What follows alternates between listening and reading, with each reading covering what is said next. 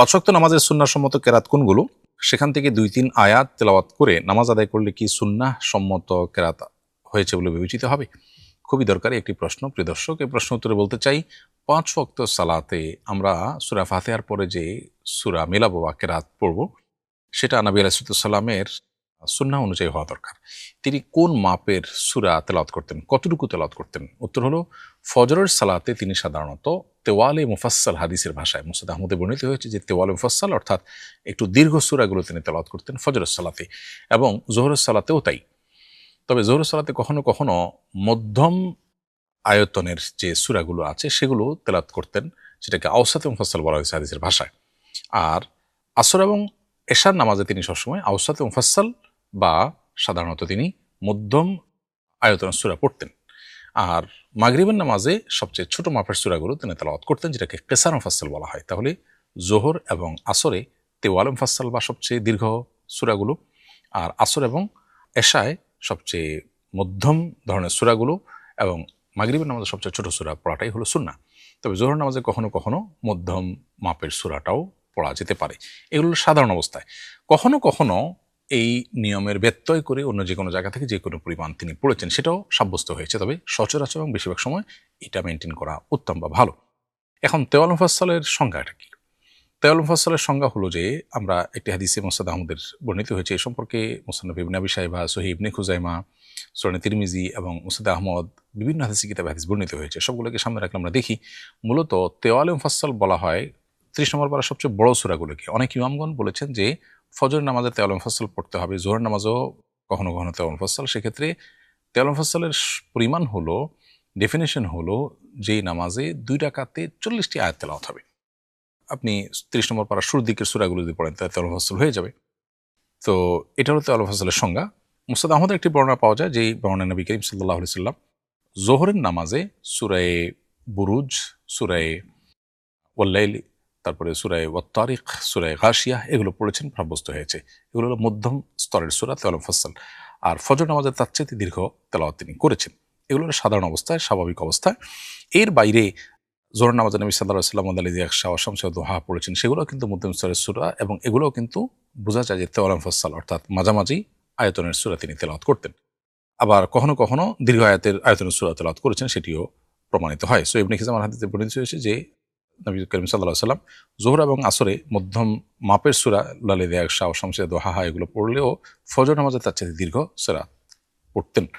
তাহলে এটা মেনটেন করা সুন্নাহ। ইমাম সাহেব এসে লক্ষ্য করে করলে সেটা ভালো হবে। আমরা ব্যক্তিগত নামাজ পড়লে সেটাতেও আমরা এই সুন্নাহগুলোকে আদায় করার চেষ্টা করব, কারণ নবী সাল্লাল্লাহু আলাইহি ওয়াসাল্লাম বলেছেন, সল্লু কামা রাআইতুমুনি উসাল্লি, আমাকে যেভাবে সালাত আদায় করতে দেখেছো তোমরা সেভাবে সালাত আদায় করো। তবে বিভিন্ন বর্ণনার আলোকে এই নামাজগুলোতে ব্যতিক্রম, অর্থাৎ ছোট সূরা দিয়েও কখনো কখনো করেছেন তিনি, অন্য জায়গাতে তেলাওয়াত করেছেন।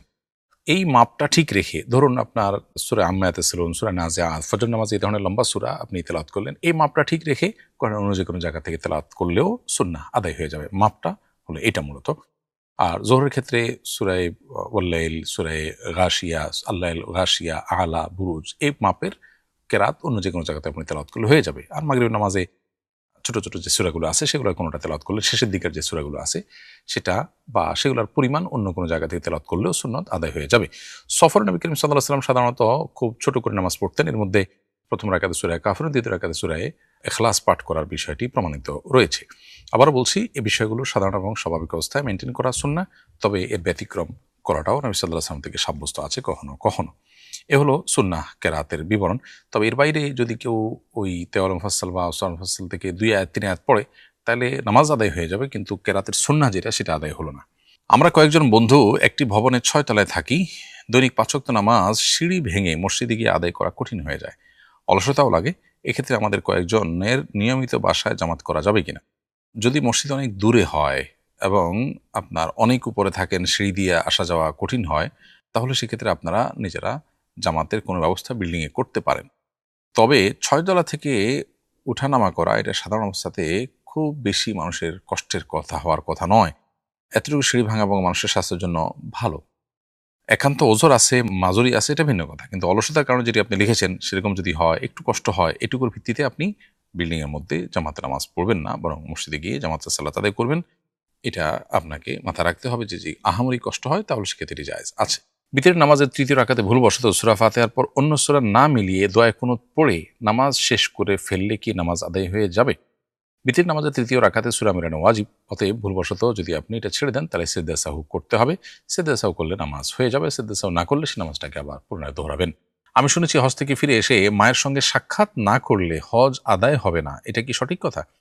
না, এরকম কোনো কথা নেই। হজের ফরজ, ওয়াজিব, সুন্নত আমলগুলো যথাযথভাবে করে থাকলে আপনার হজ হয়ে গেছে। আশা করা যায় আল্লাহ তাআলা হজ কবুল করবেন।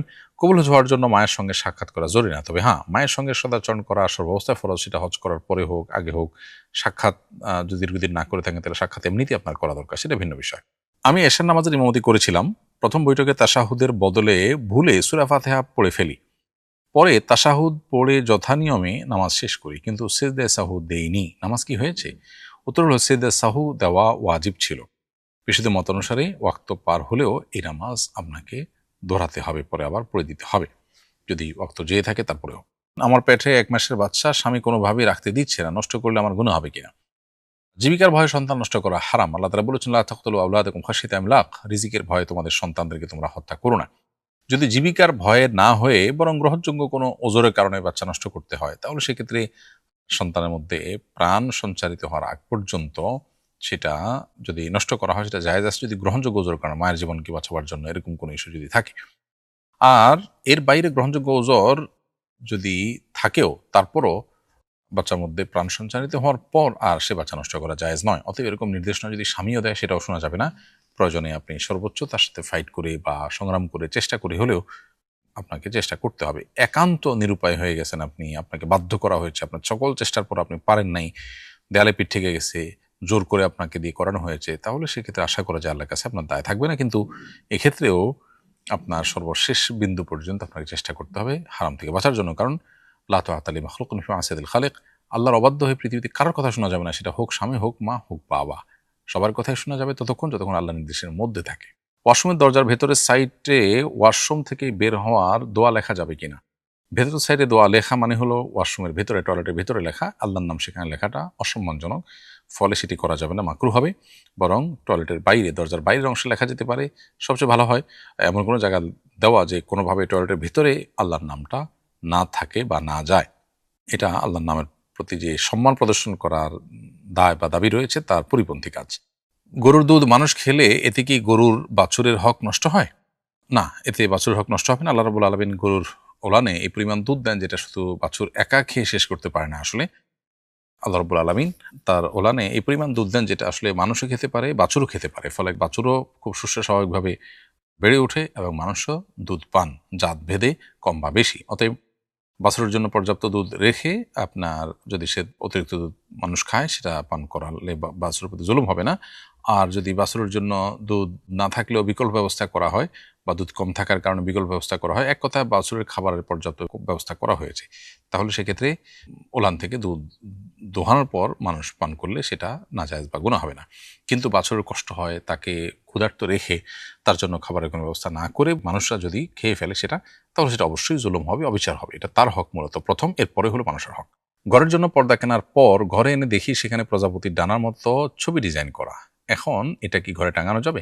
প্রজাপতির পূর্ণাঙ্গ এবং স্পষ্ট ছবি যদি থাকে সেটা আপনি ঘরে টানাবেন না। আর যদি অস্পষ্ট থাকে এবং পুরোপুরি প্রত্যেকটা অঙ্গ প্রত্যঙ্গ ক্লিয়ার, আপনার স্পষ্ট বোঝা না যায়, জাস্ট ডামি বোঝা যায়, তাহলে সেক্ষেত্রে সেটা জায়েজ হতে পারে।